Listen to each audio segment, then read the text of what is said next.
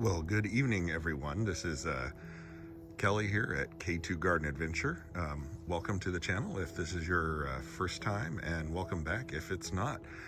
So just going to do a quick video, and it's going to be potting a couple of large planters that I plan on putting out at the front of the property. Found these beautiful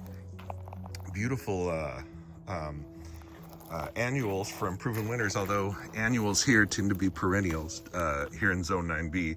So we've got some superbells, some honeyberry, and the blue moon punch to go around the outside as our spillers had this stunning flower, which I'd never seen before, but it's just absolutely beautiful. I believe it's a nemesia or nemesia. I'm nemesia. I'm not sure exactly how to say it. And it is called Sensatia lemon. And so I thought that would be a great filler to go in the middle. And then for the thriller, I found these two beautiful foxgloves in the middle that will go in the middle. So that's our thriller in the middle, some yellow nemesia Sensatia lemon filler, and then the honeyberry and blue moon punch superbells as the spillers to go over the side. And I've got this large resin container, and you'll see the color scheme matches because it's going to go out on the gravel. I'll show you when we get out there. And then the other thing that I'm going to do, because this is such a large container, and I don't really want to fill it all up with expensive potting soil, is I'm flipping another just old nursery can upside down in the middle that will hopefully take up some of the volume, and so there'll still be more than enough soil for all of the plants to grow down in. So a little bit of experiment. In the past, I'd used bark mulch, and that turned out to be a terrible idea. So we're trying this here in order to save on some weight and some potting soil. So we'll see how that goes. Hopefully it holds up. I mean, it should, because there'll be soil all around it, so it's not like all the weight will be pressing down on it. But you know, if I come out and all the plants have collapsed down in, I'll know this was not a good idea. So at any rate, also the way it's set up, it shouldn't affect drainage at all, because I'm gonna go drill some holes around the outside. So because it's evening, I'm gonna go drill the holes in my garage. So we'll see you in just a little bit. Okay, so I'm not going to videotape me drilling the holes, but I'll show you what it looks like when I'm done.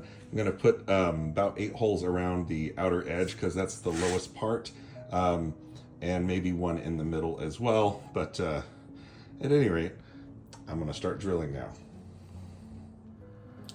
Okay, so I put 8 drill holes around the outside and popped out the center little divider, so that should be plenty of drainage for this. Also, it's going to be sitting on gravel, or possibly a paver. I might just throw a paver out there to give it a more stable base. So should be no issues with drainage. So here's a tip when you're doing working with drip. Get one of these blowtorch extended lighters, and then you heat up the end of the polyurethane real quick, and then that allows you to insert things like this connector, or in this case a dummy plug for the other end. So anyways, just something that'll make it a lot easier. And make sure you get the blowtorch one, because otherwise, if you're working outside, any wind at all makes it very difficult to heat it up. And it's just a tiny bit, especially with the blowtorch, just a couple seconds just to heat it up, and allows you to connect things much easier. So just something that I found makes things a lot easier. All right, so here you can see where I've got the a little goof plug attached on one end of the brown quarter-inch line that has the emitters built in, and I measured it out, and it looked like about 14 of these emitters. I believe these are every 6 inches. And that was enough to go 2 loops around. I want to make sure that these annuals get enough water. And then I connected that to, I don't know, about a 10-foot section of black quarter-inch line. And again, this will go out the bottom of the container. And I know that's too long, but I'll just be able to cut it and then just use, I can always use the fragments of the drip line for other applications. So, but I didn't want to have to go measure, so it was fine. So I've got those 2 drip lines ready to go. I've got holes drilled in both of the containers. So I am gonna go put some dirt in and start planting. All right, so I absolutely love nighttime gardening like this. So I've got my potting soil here, and I got more bags off to the side because that's not going to be enough. Got my container, it's pre-wired for drip. I've got my upside down nursery can in there to help save some weight and some expensive potting soil. And I've got all my beautiful plants right here, and my centerpiece is there. And I like to use nitrile gloves when I'm doing this, so I can get a real good feel for the plants as I'm putting them in the soil. So I'm gonna start planting now. So we'll see you on the other side. Okay, so we've got the container pretty much filled up with soil, or at least enough to start planting. And so now I'm gonna add my 2 fertilizers. I always try to start with some biotone. Everybody says that it got that mycorrhizae bacteria or whatever that's supposed to help stimulate root growth. And since these are summer annuals, because it's already that time of year, some continuous release plant food, because we were already in the 70s for the last couple of days. So and that should help feed these annuals along with some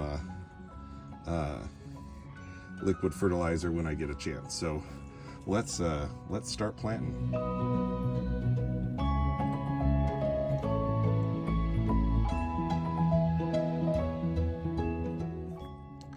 All right, well, this is the first one all done. I think that looks beautiful. I guess a word on the colors with the pink, purple, and yellow. So out along the front of the property, I have saffron finch, bubblegum, and Bordeaux super petunias. So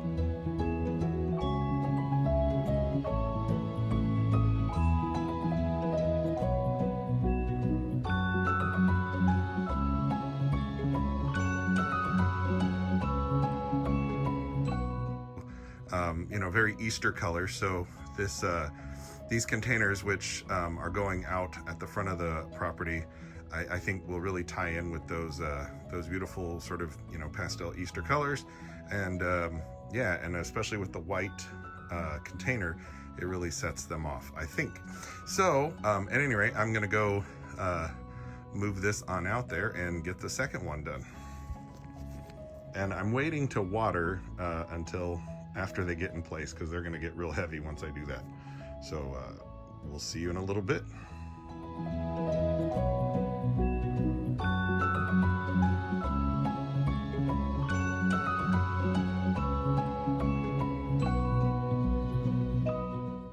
All right, so a couple of things. First off, these foxgloves are pretty root bound, so I'm gonna go ahead and disturb the roots a little bit. And then on the first one, I really should have put the stapled in the drip line kind of where I wanted it before I planted everything. So instant lesson learned. This will make things a lot easier than trying to thread it down between all the leaves. So the other thing is, I also realized I didn't fill up the container high enough on the first one.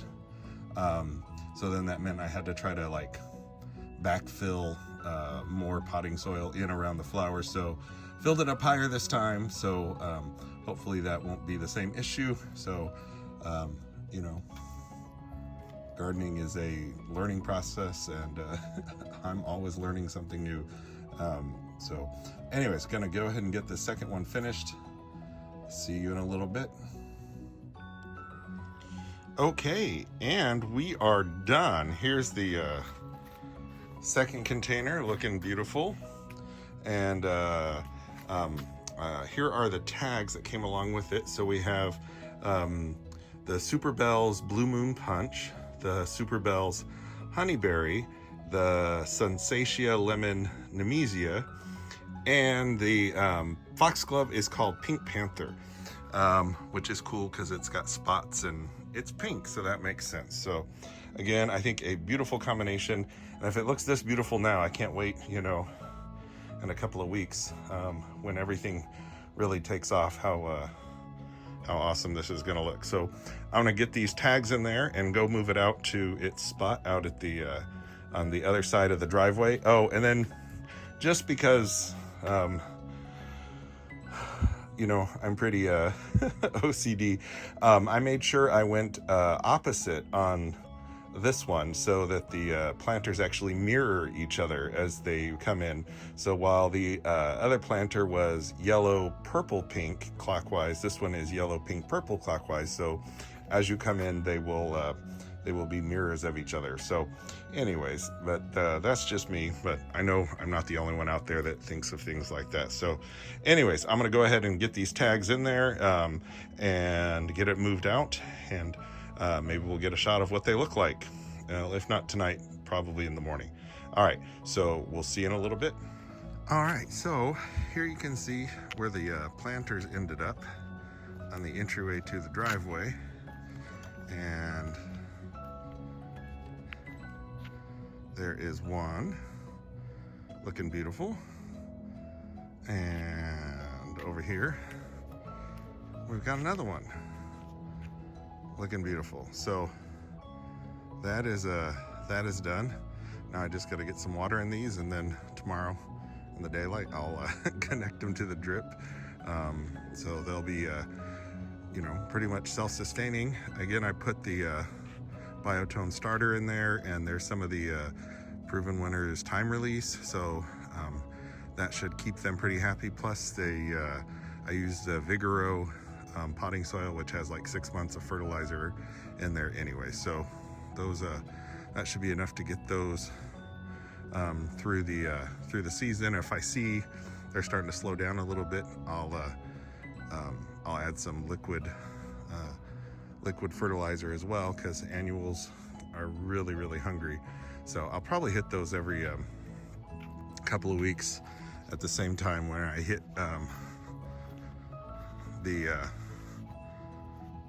all the super petunias that are here along the front.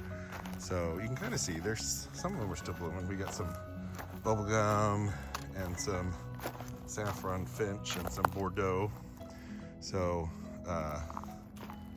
yeah, so that pink, yellow, and purple color is mimicked here, and I just love the look at this. And you know, I think those superbells are going to go spilling over the sides. The other thing that's nice about containers is you know, you can rotate them, so it keeps kind of even growth, so it doesn't all, you know, grow towards one side. So anyways, hope you enjoyed the video, and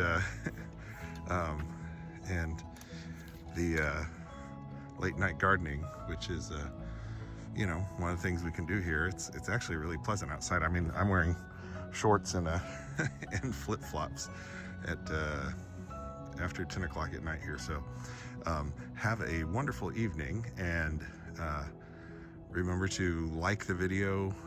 Comment is you know, let me know what you think. What are your favorite flowers?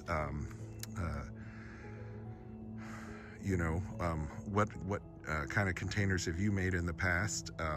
If you think I made a mistake or could do something better, you know, please let me know. I'm still learning, and that's where I picked up all my knowledge, was from watching more knowledgeable people on YouTube and doing lots of reading. And again, until the next video, happy gardening.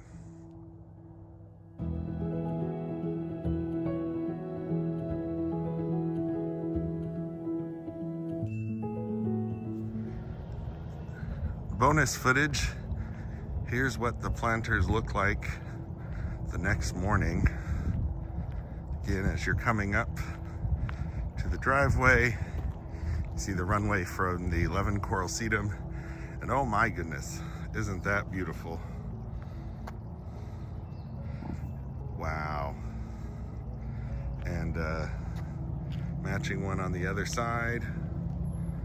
Again, once those coral bells get going and the rest of those foxgloves start blooming, I just think that's going to be an amazing entrance.